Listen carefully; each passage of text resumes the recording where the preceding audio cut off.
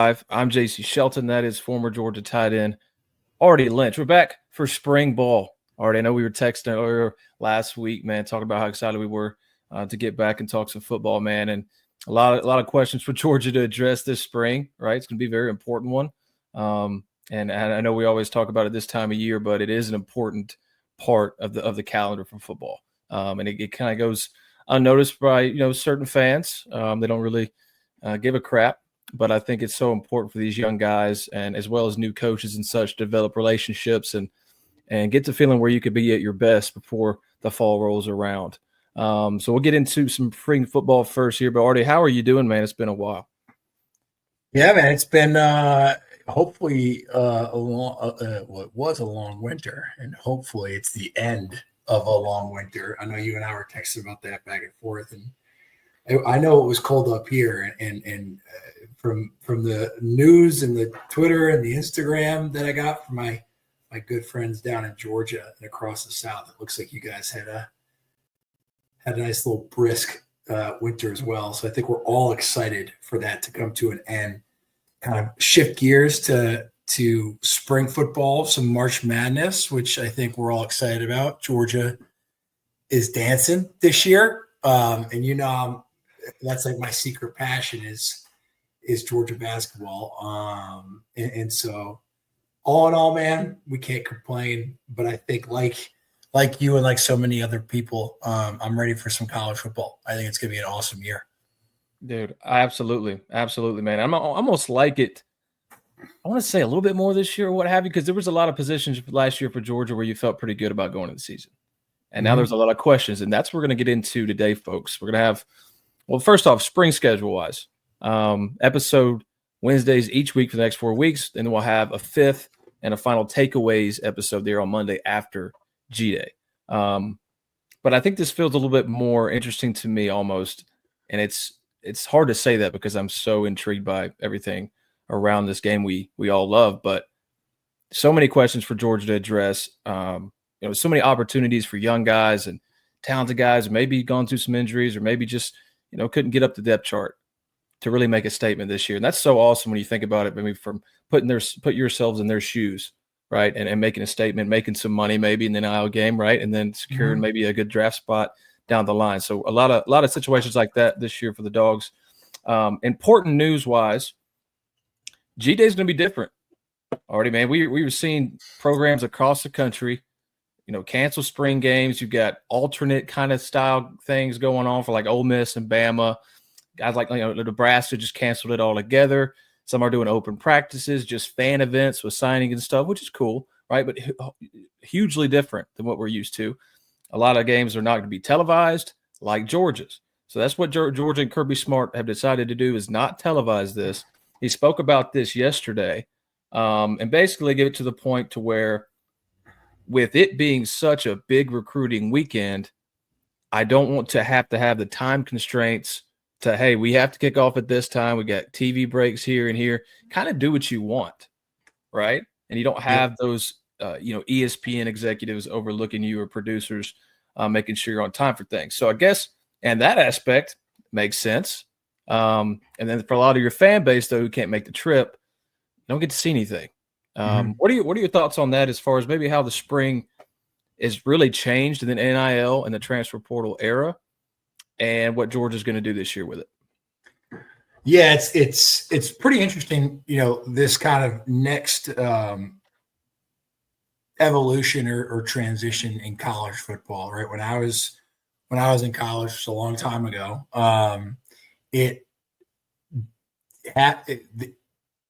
having your spring game televised was like a big deal, because back then nobody's spring game was televised. I don't even think regionally they were picked up. And then I think it was like Alabama's like maybe second spring game or first spring game with Saban that ESPN like picked it up.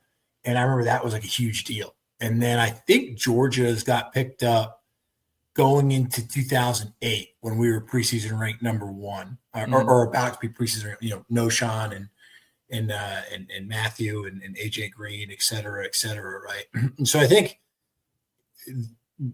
as a recruit back then, we thought that was really cool. Like that was a huge deal. Like, oh, ESPN's coming to a spring game. Like, imagine what it's going to be like in the fall. But I think two things have happened over time. One, just the complete like takeover of media in college sports, meaning the productions, the coverage, the national televised games, really all sports. I mean, you see it in baseball and women's softball, but really obviously football and basketball. I think it's less of a big deal because it's such a commonplace now within the sport, right? I think last year, the previous 3 years, you could find every spring game in the SEC somewhere on TV, right? And so I think coaches have realized that these 15 practices, I think it's 15 practices total. That's what it was when I was there. Yeah, I believe you're still right on that. So that's like effectively that's like 3 scrimmages, including, not excluding the spring game. So really 2 full scrimmages in a spring game. And I think coaches are like, we have enough distractions across the board. The last thing that we need is to kind of like turn this into like a media production when everything is already digitalized, right? Like whether it be social media, Instagram, they have their own, digital production teams. Like they can get the content out if they need it. But I think to your point or really you echoing Kirby's point, it's such a big recruiting weekend. Like no matter what, no matter how much the game changes, like 100 years from now, spring game is going to be a big weekend for recruits because the players are closing out spring practice. So they're, ready to go out and have a good time. Recruits are coming in. Coaches are not dumb. They're like, we want our players to be able to have fun with these recruits. That's how you sell guys a little bit more. Because at the end of the day, they are college kids, whether they get paid or not. Yeah. To me, it's just one of those things that there's not a lot of value anymore in having your spring game televised the way that it once was, say, 5-10 years ago. So that's kind of my thought process of the entire thing. And another factor here that he mentioned was the injury situation. And you saw it even last spring. I mean, there were a bunch of injuries last spring to like big name guys. I mean, like Smael Mondon, Malachi Starks, just to name a couple. Yep. And that obviously I think has played a part in his thinking too, beyond just the TV part, because he basically said that, the G days, right now we're planning on a scrimmage, but it could turn into more of an open practice situation too, depending on how many injuries you have. And we'll get into a little bit of this too, is the roster as it stands. There's some positions where you really can't deal with many injuries, man. And if you do, you're going to have a weakness, a pretty glaring one, which you can overcome, of course. It's a massive team game. You can overcome issues here and there. But that is a reality for Georgia right now as the end of the spring, and that's another part. Just kind of something to keep up with, especially if you're planning to make the trip. You kind of know what you're going to get into. Keep up with the injury situation. We got you covered here at UGA Football Live. But yeah, let's get into this. Speaking of injuries, we'll get right into that. True Frost receiver Tyler Williams expected to miss the spring towards some ligaments in his ankle, required surgery. It's a former 3-star guy. I hate it for him. So he's probably not going to be back till fall camp. It seems like that's a receiver group who we'll get into that. There's some opportunities to make your name heard and make some jumps here in the spring and fall if you can. Because Georgia, there's been opportunities for about 3 years, Coach. You're right, buddy. You're absolutely right on that. Couple of coaching changes here to note. Recent coaching changes per se. UJ lost QB's assistant Montgomery Van Gorder to the Eagles, going to the Philly Dogs. He's a son of former DC Brian Van Gorder. Been at UGA since 2019, multiple roles. Really took an uptick with the quarterback position and Mike Bobo alongside him and working with the QB. So a little bit of difference there for Gunnar Stockton and Ryan Puglisi. The role does appear to be filled, bringing in Ty Hatcher, former Sanford QB, son of Chris Hatcher, gave Kirby his start at Valdosta State. And Ty was previously at Bama, A&M, Oklahoma. He's used to big-time programs. So expect him to kind of step in there and help with the quarterbacks as well. And then another move here, defensive side of the ball. So last year, co-DC, Travaris Robinson, first year. He also worked with the Nichols. Change here, Andrew Thacker has been promoted there. So was a defensive analyst, now promoted up here to Nichols coach. Going to take some pressure off of Travaris, I think. And you got Dante Williams. He'll be back as your cornerbacks coach. Just a couple of things to note. Now, Art, let's get back to the meat of the episode here. And it is, can Georgia reload? And this is the more turnover this season than I can remember in years past, at least since I've been covering the team 2020. Georgia's going to have to bank on its, top 3 recruiting classes, and that's always kind of been the same. So, can Georgia reload? Of course we can reload. Of course, because we recruit the best in the country. Easier said than done.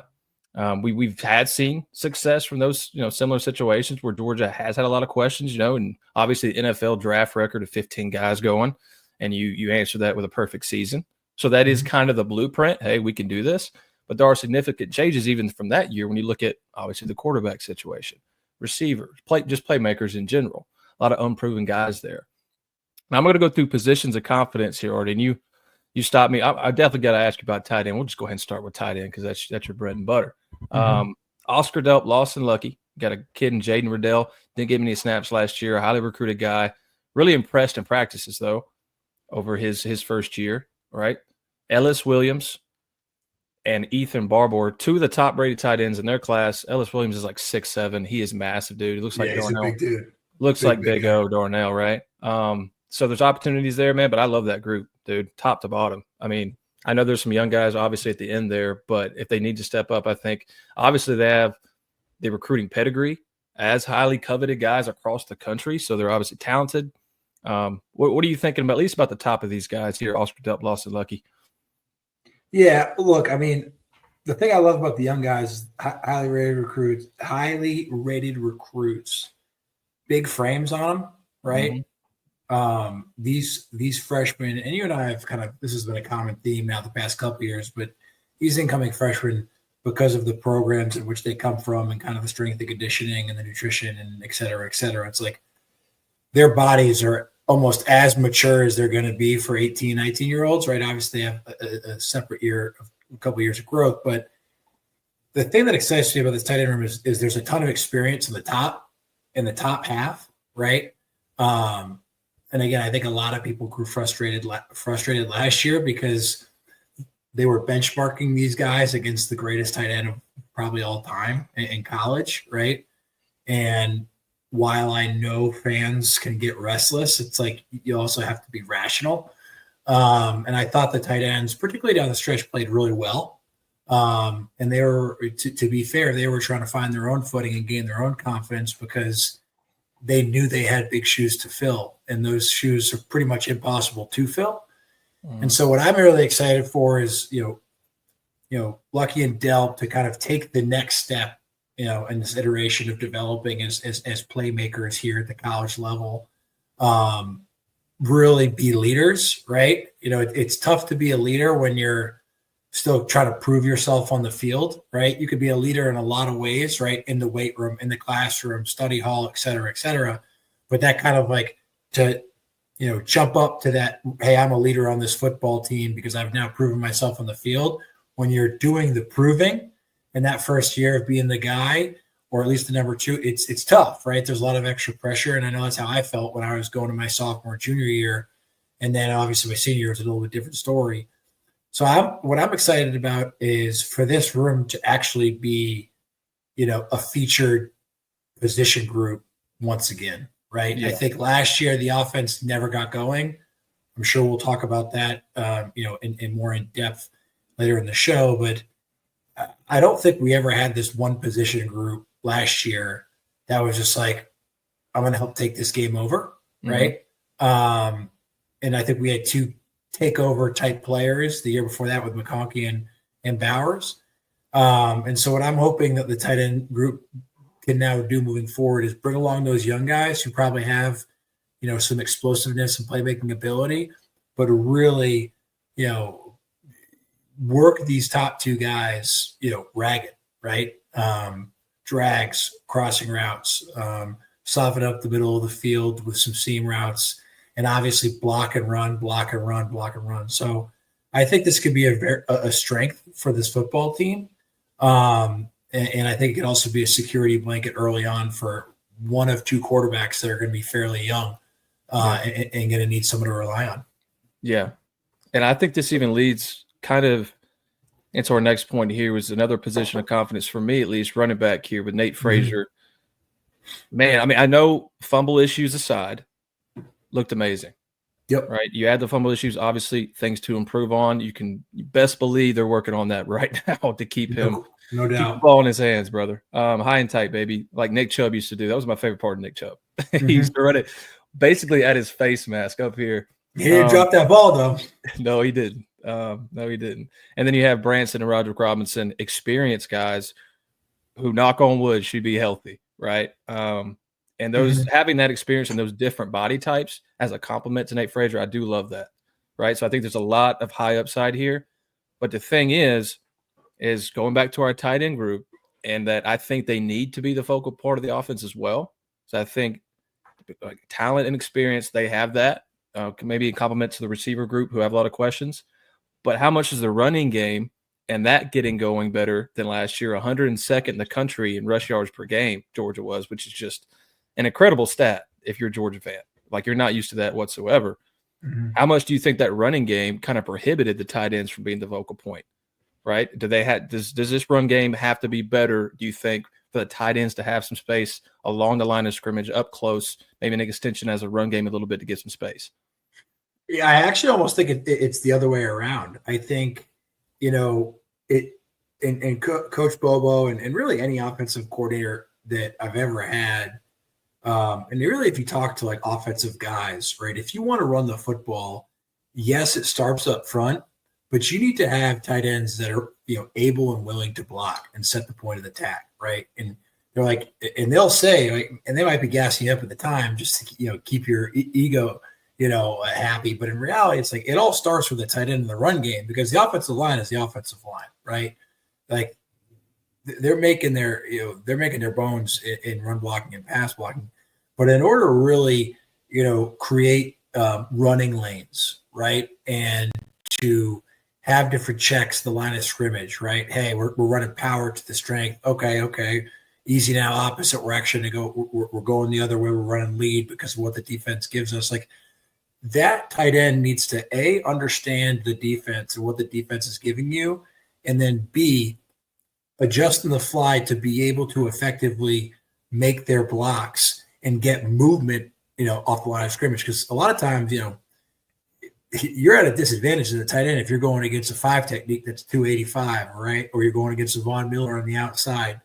And so I think what's important for this run game is that the tight ends, and I thought they did a pretty good job of this last year, is to be able to run block, right, on that first and second down. Get our offense in a position where it's 2nd and 4, 2nd and 5, and not, 2nd and 9 or 3rd and 7, right?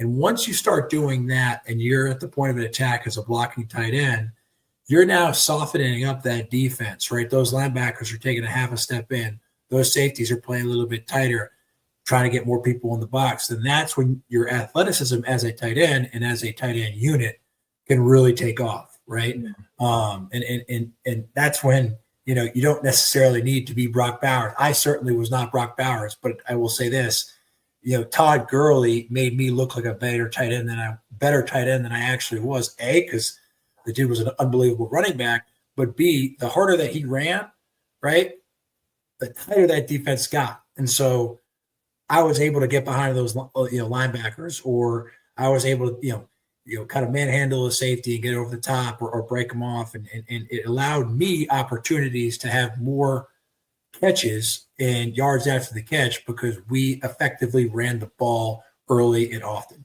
Yeah. And I think with Gunnar Stockton too stepping in, I don't think you're going to be throwing it a 60-40 like Georgia was last year with Carson. Yeah, totally. Right. So I think the run game will be better, just even from that aspect as far as reps go and wearing some defenses down. But another position of confidence, offensive tackle. I know you're replacing 4 stars in the offensive line. The main concern right there is at guard, right? The interior and the center. But offensive tackle, you have Ernest Green, Monroe Freeling. I wouldn't be surprised if Freeling moves over to left, maybe full time, and Ernest goes to right. Not sure either or. But I know for a fact these 2 guys were injured for a large part of last season and still played.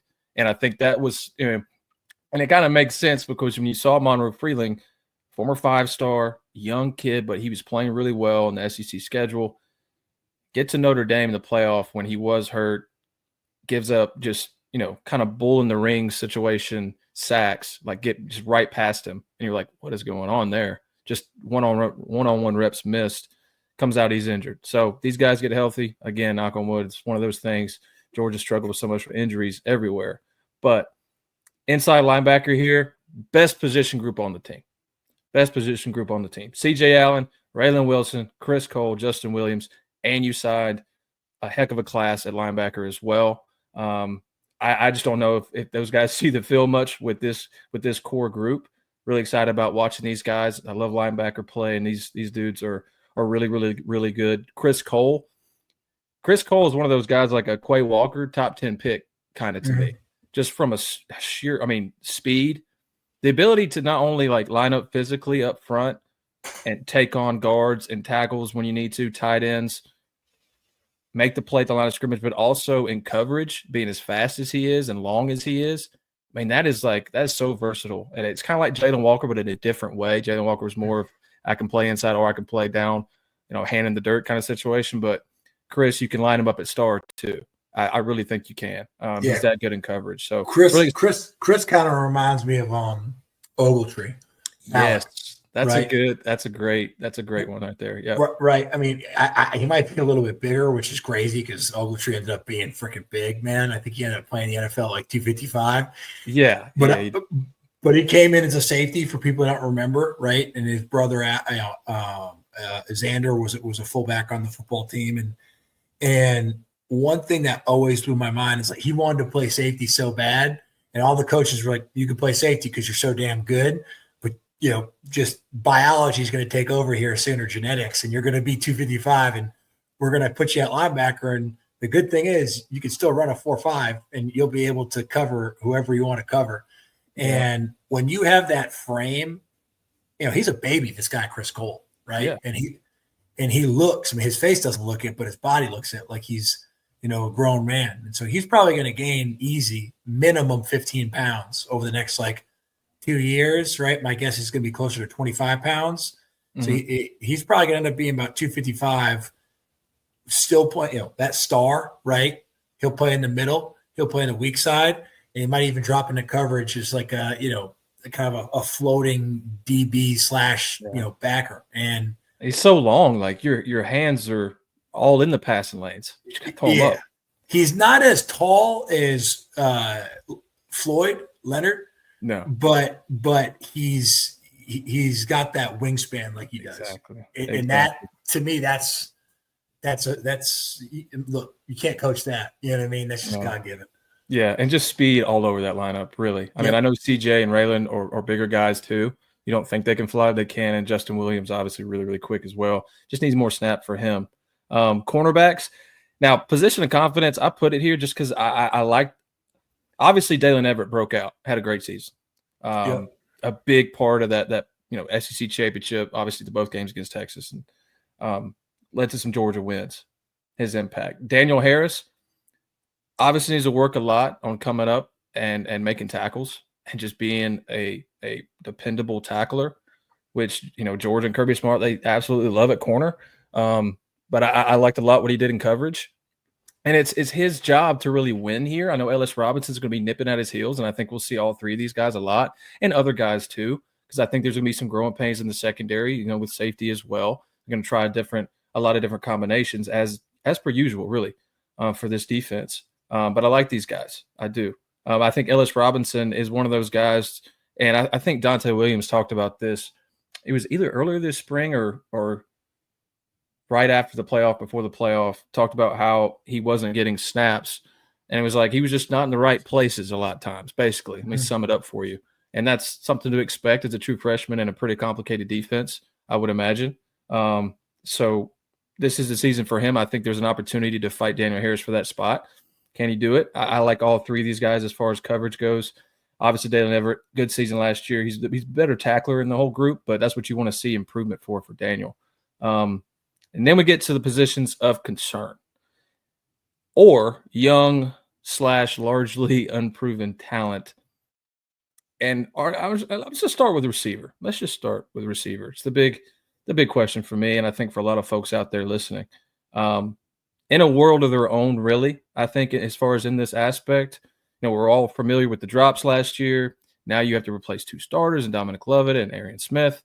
Dylan Bell returns alongside. He had plenty of drop issues. Actually, I think he led the SEC in drops.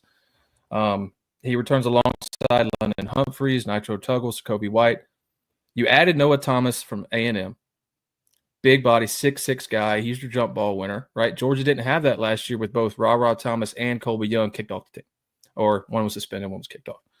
And then you add Zachariah Branch, who he might be faster than Dominic Lovett, but they look so similar in their games. Obviously, slot guys, really good over the middle of the field, and can just take a slant 70 yards. Right, he has that ability, and that's the playmaking ability you kind of want and need as a Georgia Bulldog here going into the season after last year. And I think him, and I hope they use him as a kick return, punt returner as well. Get the most out of him. I think so many times at Georgia, they go for maybe the guy who's maybe the most dependable receiver of the ball, as far as he's not going to mess up horribly back there when he's returning.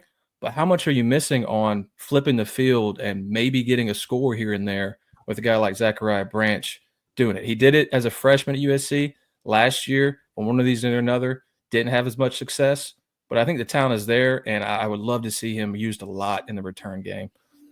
I don't know.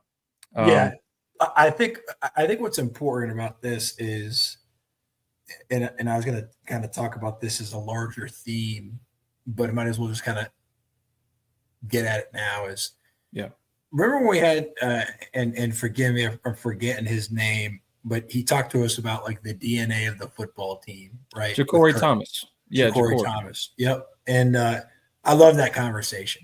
But he talked a lot about, hey, like Kirby wants this to be a players-led team. Like, we define our own DNA and et cetera and et cetera. And honestly, I was fired up and I bought into it, right? But what that also told me is that Kirby was not taking a hands-off approach, but really relied heavily on like the experience and the veterans on the team. And you talked about it at the onset of this show, talking about youth, right? Mm-hmm. And if you read the highlights of or the headlines, I should say, of these practices, Kirby is pissed off, and I think Kirby, the micromanager, is back. I think it's a great thing, and I bring that up to say this, right? There are so many unproven guys that have so much talent to be difference makers across the board, offensive, defense. And I think this is going to be one of Kirby's best coaching jobs, and he and his staff are going to do an unbelievable job of promoting two things: competition amongst each other and the team, right? Whether it be at the quarterback position, which I'm sure we'll get into, whether it be at the wide receiver position, or whether it be, on the defensive side of the ball, be like, hey, who wants what reps, right? And I'm never worried about the defense per se, but what I'm trying to get at is, I think the theme here is going to be competition and development, and my guess is Kirby won't give any sense of what the depth chart looks like until halftime of the third game, right? Yeah, you'll just have to learn it. You'll just be like, okay, that guy's in there every time, right? And there's going to be a lot of psychology going along with Kirby, because I think it's no surprise that we have some of the most talented football players in the country. And I think last year we thought we were going to have more player-led leadership, if you will, and maybe we didn't get it for whatever reason. I don't know. Let's not relitigate the past. But I really think that there's a huge opportunity for a lot of these guys to kind of grow, throughout the spring into the summer. And Kirby's going to be like, look, we did not meet our standard last year or the year before that. It's time for, I don't care if you're 17 years old, like Ryan Williams at Alabama, the best players are going to play, and we're going to create an environment. We're going to coach you hard. We're going to develop you into great football players, but it's ultimately up to you how you guys want to compete and where you guys want to separate yourself. So Yeah, I think that's going to be the most intriguing thing about the spring or the remainder of the spring into the summer and then ultimately next year. I agree. I love that point, man. And I think Kirby's even taken it, and that staff has taken from the season they just came off with all the injuries, with the gauntlet Crazy. of the schedule, right? With still somehow winning the SEC championship, this close games, the Georgia Tech overtime, just so much adversity. Dude, it's like 7 seasons in one. It felt like it just from Yeah. watching it and seeing Kirby's Yep. face on a weekly basis. He's pissed off. Like you said it right there. And I think that has to light a fire. It already has, I think, from what I've heard as well in spring practice. But that's a really good point. And I think, and on that fact too, I've heard that Noah Thomas and Zachariah Branch have already adjusted well. And you hear it from transfers every single year. I'm not just making this up. Georgia practices are different. Guys transfer in, they're asked about it. They're like, hey, we didn't practice like that. Even at Oregon, which you had a Dan Lanning, Kirby Smart disciple, and Dan Lanning could have implemented that style, didn't, right? They practice like they practice. We've heard about it all the time. Transfers say it, but they have adjusted well as far as Branch and Thomas so far. The DBs are saying some really good things about them, having to go up against them. So I really like that from them. I think that's a good sign. Young pups I didn't mention, I want to, one of the most talented receiver class we brought in several years here, and CJ Wiley, Landon rolled in, Thomas Blackshear. Unfortunately, Tyler Williams, in that group, but suffered that injury. He's going to be out for some time. Right. So a lot of opportunities for this group, man. And I do like, too, Colby Young, having him back. His court case settled. Sounds like the right thing was done there for him. And then the Diego Pavia ruling, how crazy is that, man? We're in a world where you can play JUCO for 2 years and still play 4 years of college football elsewhere. And it's crazy. It might end up pretty dang good for Georgia and obviously Vanderbilt this season and get Diego Pavia back. And then Colby Young is along that group with playing JUCO. His eligibility would have been up, but he gets to return. And that's a big body dude who showed some good stuff early in the season, caught a couple touchdowns, right? What you were missing. It's what you were missing, man. And a big body guy. You add him with Noah Thomas. It's a pretty intriguing group as far as red zone targets as well. So that's we're going to be talking about that group for a long time, buddy. A long time. Defensively, we'll just start it with the biggest. I mean, you basically lost your entire defensive front, including your edges, and a really big high-profile transfer that was going to have a big role, right? So then you got Krista Miller. He's the leader of the group. Xavier McLeod, Nnamdi Ogboko there at nose. Elijah Griffin. Ogboko is massive, dude. I saw him on the field last year. I was like, how is this guy not an all SEC, all of it? He's just absolutely massive, dude. I think stick him in that nose. Let me see something. Ogboko, man, I want him to do well, dude. He's just, I can imagine having to block that guy. I can't. It's like blocking a garbage truck, dude. It's just like, yeah. So, and then you're coming off a year with Nazir Stackhouse, or a couple years, and he was so good at doing just that thing, being an immovable object. I think Boko is that next guy. I'm kind of knocking on wood for it, though. But Elijah Griffin here, and as a young pup, been compared to Jalen Carter, right? He's that guy. That's a lot of expectations on a young kid like that. Super Bowl champion. Yes, sir. But I think with the injuries to Jordan Hall and those 2 stress fractures he had last year in his legs, he's still not completely back yet. And it's, we're sitting here in April or March, right? About to have a G-Day here in a little bit. So if he's not healthy now, what does that look like for him in the fall? Hopefully he gets back. But that gives a spot for Elijah Griffin to really make his presence felt as a young guy. And obviously super, super talented, and Georgia's really glad they got him. Edge, outside linebacker here, Joseph, Jonah, and Jonier. So many good things I hear about him on a regular basis, right? I think he has an opportunity to take over this group. Georgia needs it. Got a guy like Gabe Harris back. Really liked what he did in limited snaps last year. Really came on in the latter part of the season. Quintavious Johnson, and Isaiah Gibson, kind of like Elijah Griffin, right? Number 1 edge in the country, 5-star kid. You lost basically all of your pass rush production, basically all of it. And then obviously these guys are massive in the run game, in the run defense as well. So huge questions. And this is one of those positions, Artie, which, when Kirby's talking about injuries for the spring game and stuff like this is one of those position groups. He's like, we can't deal with massive, major injuries to this group, really. Well, we can deal with it. We'll try our best to, but it's not going to be fun, right? It's not going to be for the best for our program. So this is, I think, a big part of why Kirby's kind of adjusted this to the spring. Yeah, dude, I think, because you're coming off a year with your 129.6 yards per game allowed on the ground, and then you have to replace all these guys to the NFL, right? I think it's a little bit less about the spring game and more about like this idea of roster management is now incredibly difficult to keep up with, right?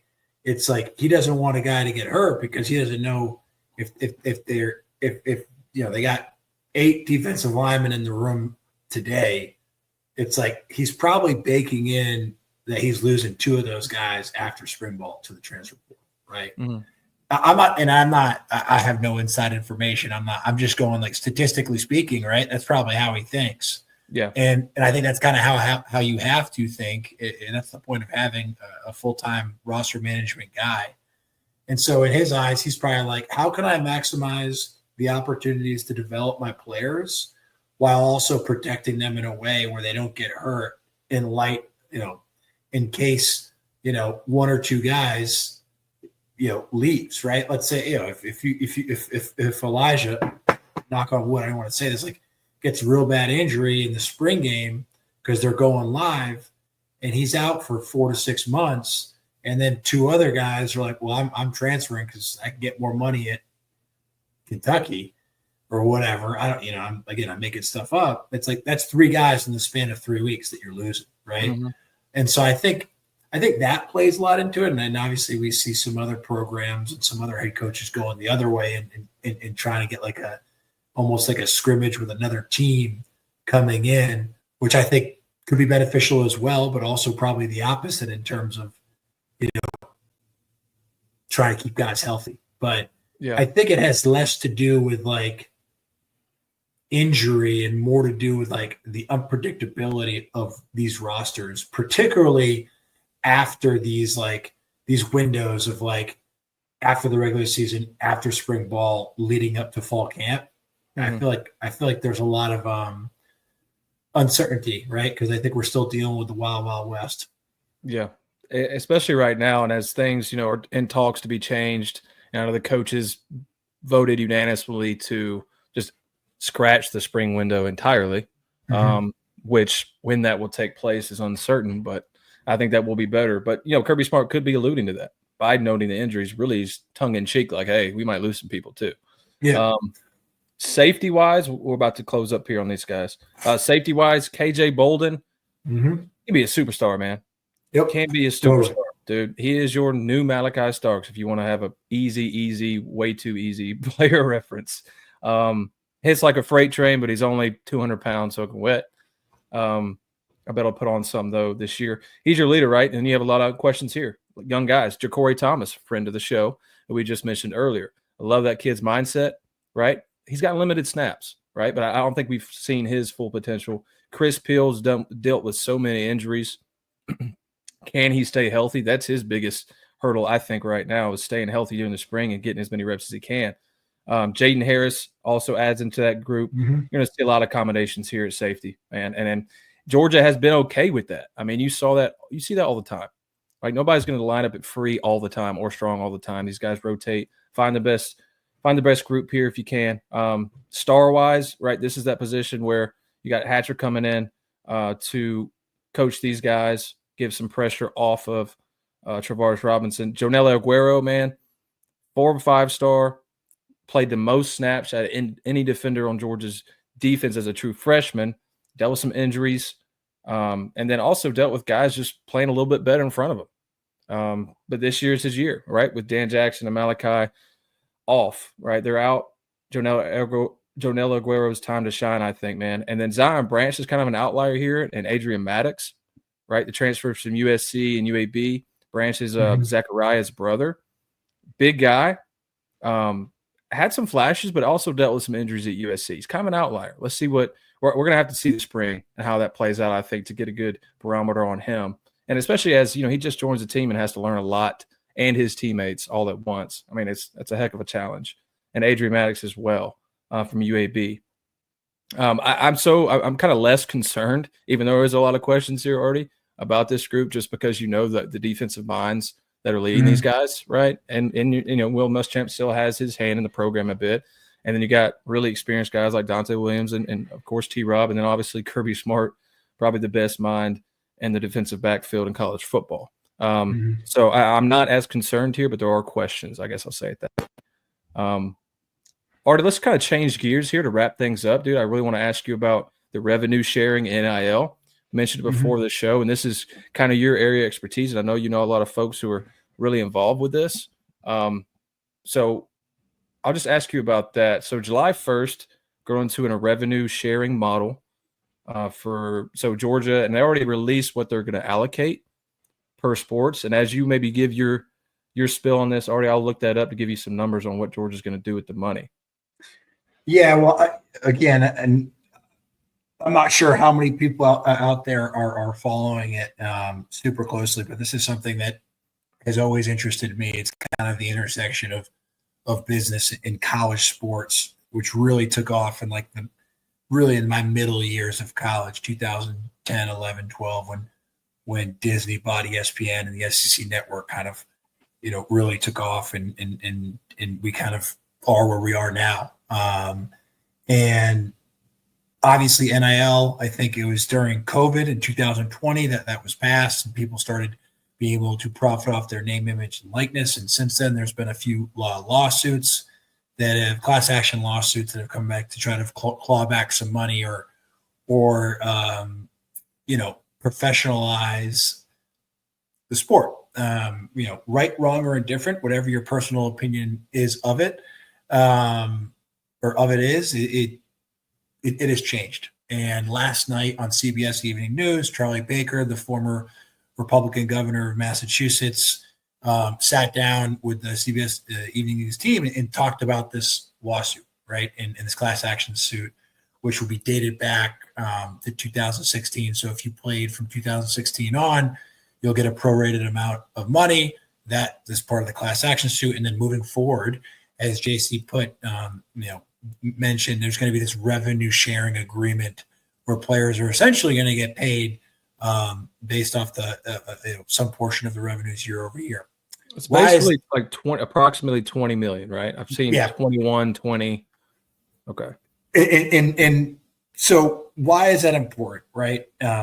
Why am I mentioning, a former governor who's now the president of the NCAA? Well, the previous president of the NCAA, I don't think did a very good job. I think he was collecting about a $2 million check per year. Was his inaction, I think, is why we are where we are now. We're in this wild, wild west situation. I think the NCAA should have adopted this NIL process. They shouldn't have fought it, and they should have professionalized the sport and controlled it in a way where it could have just been an easier transition. Instead, he leaves, retires, Charlie Baker takes over. Everyone's like, why would you take this job? It's like worse than politics, right? There's so many unknowns. I think Charlie Baker, being the pragmatist that he is, he played college basketball at Harvard. His wife played college gymnast at Northwestern. All three of his kids were college athletes. I think he has skin in the game. He understands how it works. And what I think this allows us to do, and I say us, I mean the whole world of college sports, is it puts the school and these TV deals and this kind of like money-making operation, hands to the fire, if you will, feet to the fire, if you will, because now players are going to have some sort of revenue stream year over year, right? We're moving closer and closer to these players being employees, right? And once they become employees and there's some sort of collective bargaining agreement where there's, negotiated healthcare, negotiated retirement savings, like anything that you would normally do at a job, right? Or when you sign a contract to work at a company. I think that is where we're moving to slowly, but it has to go step by step because it's it's such a dramatic change with each one of these court cases or each one of these transfer, the transfer portal, NIL, et cetera, et cetera. But once it switches over to that professional model, right? All the problems of the sport that we really don't like, right? This transfer portal, this constant free agency, this these wild numbers for NIL, and then the player doesn't even go there. All of that will be able to get solved in a certain way because there will be able to be regulation. Right now, you cannot implement a cap on transfers because a player can just hire a lawyer and go to court, and the judge will be like, you can't hold this kid hostage. That's essentially how this came about to begin with, right? It wasn't a rule the NCAA passed; they lost a court case. But as soon as you turn it into a professional sports league, and what that looks like, beyond me, you and I hypothesized what it looks like both on this show and offline. But I think this revenue sharing agreement is one step closer to making these athletes professional athletes at the college level. And I think that's where it needs to go, not only for the protection of the athletes, but also to make the sport somewhat less of a mercenary business, which I believe is where we currently are. And it's not going to happen overnight, but I think Charlie Baker sees this, and that's where he sees this going. Yeah, that's kind of my thought process on it, but it's definitely interesting, and it's a huge deal. It is, and I'll add into it. So, and you said the Wild West, and I think a big thing that stood out to me from this as well is you're kind of taking out the whole. There's a booster. Let's just say Florida State, which tongue in cheek happened.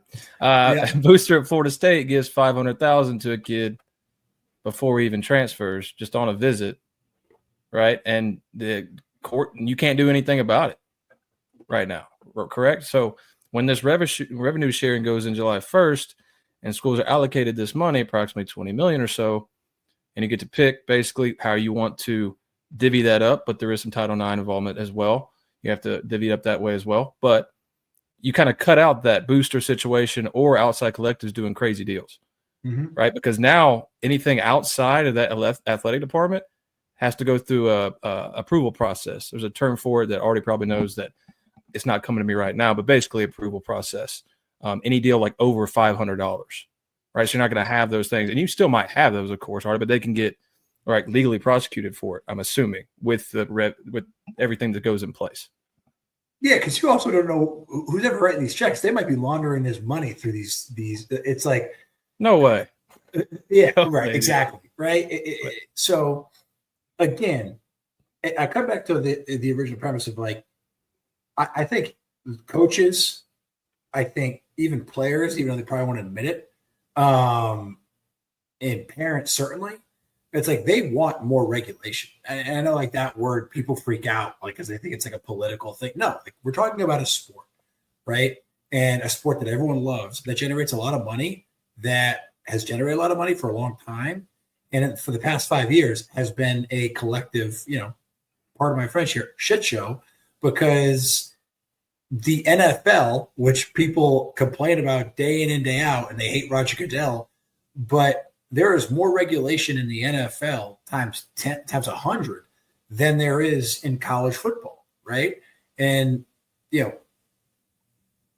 look, free agency is going on right now. It's like if you, as a owner and a coach, tamper with another player during free agency, you lose a draft pick, you get fined. There are ramifications. Right now, I have friends who coach, and they're like, I come in from practice and I got two of my players sit in my office saying, I got DMs from these coaches over there offering me $50K. Can you match it or something of that nature? Right. It's that's insane. And there's no way to go about it. You can complain, tampering, cry wolf all you want. But at the end of the day, until there is a governing body or commissioner or insert some regulation that is legally binding, it's there is no changes that can be made. Yeah. So this is a massive deal for that, right? Yeah, totally. About it as the summer approaches, but quick numbers, just give some more context for you guys. Georgia, this is per report, last month from Mark Weezer, the Athens Banner Herald, but Georgia's future revenue sharing NIL plan, $2.5 million in new scholarships. It's across all sports. Mm-hmm. $13.5 million allocated to football. Sounds about right from what I'm reading about other programs as well, other major programs. That's pretty consistent. $2.7 million for men's basketball, $900K for women's basketball, $900K across other sports as well. I wouldn't be surprised if baseball had a little bit more than that as well. But yeah, so that's what's planning to go into place. And interestingly enough, the scholarships will go up. Number of athletes, though, will drop per this report. I assume, right, the scholarships are going up. So maybe guys who didn't get scholarships in the past will get them, but then the total number of players just goes down. That's how I kind of make sense of it. Artie, does that sound about right? I know this is pretty, this is in infant stages here, but.